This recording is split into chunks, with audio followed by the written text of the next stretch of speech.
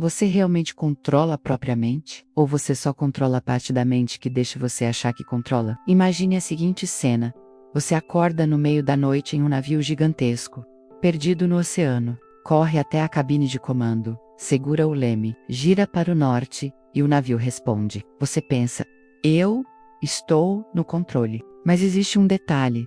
Lá embaixo, quilômetros abaixo da linha d'água, existem turbinas automáticas colossais, correntes marítimas que você não vê, e talvez uma rota traçada antes mesmo de você acordar. A pergunta é, quem está realmente conduzindo esse navio? Agora, troque um navio por você. A ilusão do eu. A maioria de nós acredita que o eu, aquele que escolhe a roupa, toma café e faz planos de carreira, é o dono da casa. Mas a psicologia analítica, desenvolvida por Carl Jung, propõe algo desconfortável.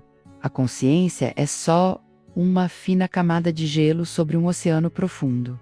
Esse oceano é o inconsciente, e ele é muito maior do que você imagina. Vamos desenhar hoje um mapa da sua mente. Imagine que ela é uma ilha. A parte que fica acima da água, com luz, ar e estrutura, é o seu ego. É aquilo que você chama de eu. Mas essa ilha não está flutuando por aí sozinha. Logo abaixo da superfície, na primeira camada de água, está o seu inconsciente pessoal. Pense nele como um porão. Lá ficam guardadas memórias esquecidas, emoções reprimidas e experiências que você preferiria não lembrar.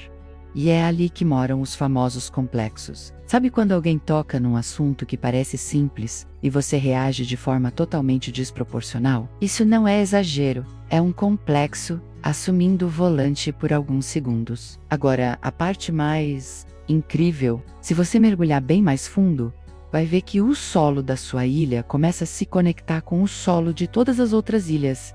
Esse é o inconsciente coletivo. Então nascemos com um roteiro diferente do inconsciente pessoal. O coletivo não é só seu, ele é herdado. Existe uma camada da mente humana que não é construída pela experiência individual, mas pela experiência acumulada da humanidade. Você não aprende do zero a ter medo do escuro, você não aprende do zero a se emocionar com histórias de heróis. Você não aprende do zero a reconhecer figuras maternas. Você já nasce com essas estruturas prontas. Essas estruturas são os arquétipos. Mas aqui é importante entender uma coisa. Arquétipo não é uma imagem, é um padrão. Pense no leito seco de um rio. Quando chove, a água corre por ali. O leito é o arquétipo. A água é a sua vida. Você não nasce com a imagem da sua mãe na cabeça. Você nasce com a vaga da mãe. Se essa vaga é preenchida por alguém amoroso, o rio flui de um jeito. Se é preenchida por alguém frio, ele cria turbulência. O padrão é o mesmo. A experiência muda. Jung dizia algo muito interessante. O arquétipo é o autorretrato do instinto na psique. O instinto é biológico. O arquétipo é a forma mental que dá sentido ao instinto. E a imagem arquetípica é como isso aparece para você nos sonhos, nos mitos, nos contos e nos filmes. O padrão do herói, queda, aprovação e superação aparece tanto na mitologia antiga quanto nos blockbusters modernos. Não porque copiamos uns aos outros, mas porque existe um molde universal operando por baixo. Sem esses moldes, nossa vida seria uma sequência caótica de reações. Com eles, nossa vida ganha estrutura narrativa, mesmo que a gente não perceba. Então por que você repete os mesmos erros? Agora vamos trazer isso para o chão da realidade. Por que você se envolve sempre no mesmo tipo de relacionamento? Por que sabota projetos quando estão prestes a dar certo? Por que reage de maneira previsível em certas situações?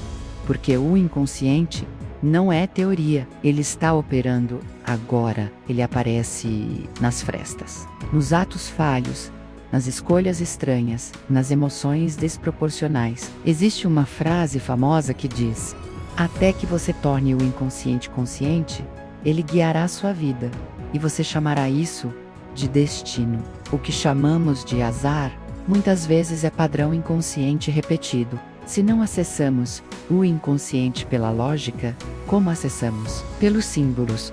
Mas aqui existe uma diferença fundamental. Signo e símbolo não são a mesma coisa. Uma placa de pare é um signo. Ela tem significado fixo, direto, encerrado em si mesmo. Agora imagine que você sonha com um carro. Se você interpreta como meio de transporte, você tratou como signo. Mas, nos sonhos, quase sempre é símbolo. O carro pode representar seu modo de conduzir a própria vida. Se você está no banco de trás, talvez não esteja no controle. Se o freio falha, talvez esteja acelerando demais.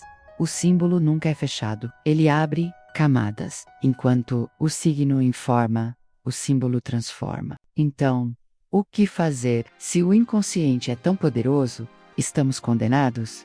Não. Mas também não se trata de controlar, se trata de se relacionar. Ignorar o inconsciente gera conflito. Tentar dominá-lo é ilusão. O caminho é diálogo. Como? Observando padrões. 2. Anotando sonhos. 3. Questionando reações emocionais intensas. 4.